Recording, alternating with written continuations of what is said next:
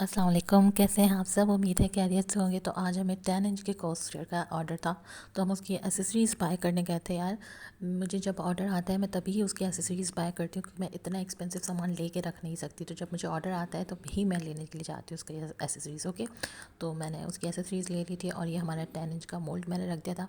इसको मैंने अच्छे तरीके से साफ़ किया था, क्योंकि इसमें ज़रा भी डस्ट, ज़रा से मिट्टी का एक ज़रा भी नहीं रहना चाहिए, क्योंकि उससे हमारी पूरी मेहनत ज़्यादा जाती है। तो उसको मैंने अच्छे से साफ़ कर लिया था। और अब हम इस पे हमारी कोस्टर बनाने की तैयारी कर रहे थे। तो सबसे पहले ग्लव्स बहुत लाजमी है यार, क्योंकि पहले मैं एहतियात नहीं करती थी, तो मुझे लगता था हाथ में लग जाएगा, क्या होगा। मुझे काफ़ी लोगों ने कहा था एहतियात की बहुत ज़रूरत है, लेकिन मैंने इतना एहतियात नहीं किया था। अब मैं बहुत एहतियात कर रही हूँ, क्योंकि मेरा ऐसा होता कि मेरे हाथों पे रेज़िन लग गया था ना, तो मेरी फ़िंगर में मतलब दो, एक शहादत की जो उंगली होती है वो ये वाली, और दूसरी की जो तीन है ना वहाँ पे रेज़िन लगे था। और मुझे इतनी तकलीफ़ रही थी, इतनी शदीद तकलीफ़ रही थी कि आप लोग अंदाज़ा नहीं लगा सकते। मैंने 1.5 महीना उस तकलीफ़ में काटा था। तो अब मैं ग्लव्स बहुत अच्छी तरीके से पहनती हूँ। बैकग्राउंड को यार थोड़ा चला लीजिएगा, बैकग्राउंड हो गया है जो भी, क्योंकि मैं बनाने वाली एक ही बनती हूँ ना, तो मैंने बहुत मुश्किल से कैमरा सेट किया। ठीक है, तो अब हम यहाँ पे हमारा रेज़िन निकाल रहे हैं हमारे कोस्टर के लिए। पहले मैंने रेज़िन डाला, मैं ये हार्डनर डाल रही हूँ, और इसको हम दोनों को डाल लेंगे। ठीक है, इसे हमने मिक्सअप किया। इसे हमने डाला है, उसमें मेजरमेंट की है। ठीक है, अब हम इसे अच्छी तरीके से मिक्स करेंगे, और इसे आपने कम से कम 5 से 7 मिनट मिक्स करना है, क्योंकि अच्छे से मिक्स नहीं होगा तो समझे आपका पूरा रेज़न ज़ाया गया, क्योंकि वो फिर अच्छे से बन के नहीं आता, पूरे रबर टाइट हो जाता है और सब बैग बिगाड़ जाता है।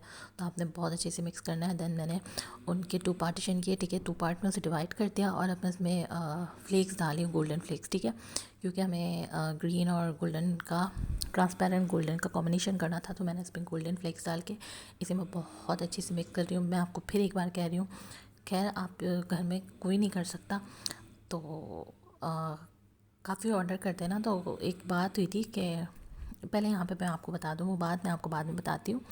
यहाँ पे मैंने थोड़ी सी गोल्डन ग्लिटर भी ऐड कर दी थी। मैंने कहा था थोड़ा अच्छा उसमें शेड आएगा, तो मैंने ग्लिटर और गोल्डन फ्लेक्स ऐड कर दिए थे। ठीक है, अब मैं इसमें डालने ही लगी थी, तो मैंने सोचा कि यार मैं इसका ग्रीन जो इसका मिक्सचर बनता है वो भी साथ ही बना लूँ, क्योंकि दोनों को बैलेंस करना होगा, दोनों को बैलेंस आउट करना होगा। तो मैंने सोचा कि मैं वो भी साथ ही बना लेती हूँ। ठीक है, तो मैंने वो बना लिया, और उसी पे मैंने ग्रीन कलर डाल के, कस्टमर ने मेरा ही एक रेफरेंस उठा के, मेरी ही एक ट्रे उठा के कहा था कि मुझे सेम ऐसा चाहिए। तो खैर मैं सेम ऐसा बना रही थी, तो मैंने दोनों का मिक्सचर डन कर लिया था, और ये मैं अपना गोल्डन मिक्सचर डाली थी। ये हमें इसे ज़रा सी ही साइड थोड़ा सा ही रखना था, क्योंकि ग्रीन जो इसका पार्ट था उसमें हमें राइटिंग करनी थी। राइटिंग के लिए राइटिंग थोड़ी ज़्यादा थी, तो उसके लिए हमें ज़्यादा स्पेस की ज़रूरत थी। ठीक है, और वो था भी ऐसा ही, क्योंकि ट्रांसपेरेंट साइड ज़रा सी ही होती है कोस्टर में। तो अब हम यहाँ पे हमारा ग्रीन ऐड कर रहे हैं।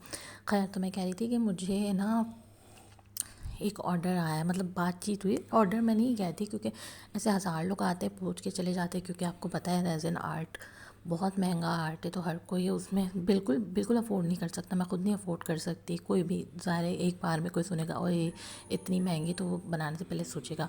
फिर मेरे सामने एक बात आई कि यार हमने से बोला कि तुम इतना क्या बना रही हो, तुम ये सारा सामान लेके घर में बना लो। तो मैंने बोला हाँ, बड़ा नानी दादी अम्मी का खेल है कि आपने 2,500 रुपये का मोल्ड ख़रीदना है, 2,000 2,500, चलो 1,600 का आप मोल्ड ख़रीदेंगे, 3,000 का आप, 4,000 का आप क्या नाम है रेज़िन ख़रीदेंगे।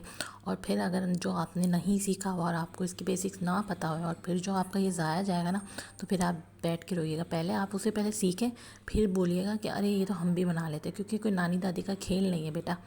खैर, बना सकते हो तो बनाओ, आज खुशी होगी अगर आपने बना लिया तो। खैर, यहाँ मैंने दोनों को बराबर से ऐड कर लिया था। ठीक है, और ये इसमें मैंने उन्हें शेड देना था, उन्हें मतलब लहरों टाइप, अगर मैं आसान लैंग्वेज में बताऊँ ना, तो उन्हें वो चाहिए था शेड इसमें ना।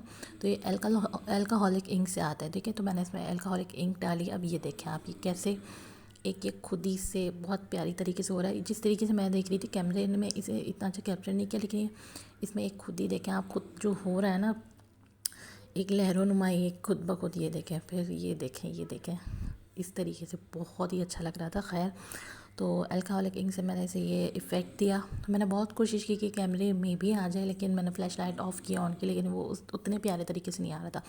खैर, फिर मैंने यहाँ पे उसे सही तरीके से डिज़ाइनिंग की, और फिर यहाँ पे हम इसे ड्राई होने के लिए छोड़ देंगे, और नेक्स्ट पार्ट मैं आपके साथ तब शेयर करूँगी जब हम इसकी नेक्स्ट चीज़ें मुकम्मल करेंगे। तो थैंक यू सो मच। मेरे नेक्स्ट पार्ट का इंतज़ार कीजिए। अल्लाह हाफ़िज़।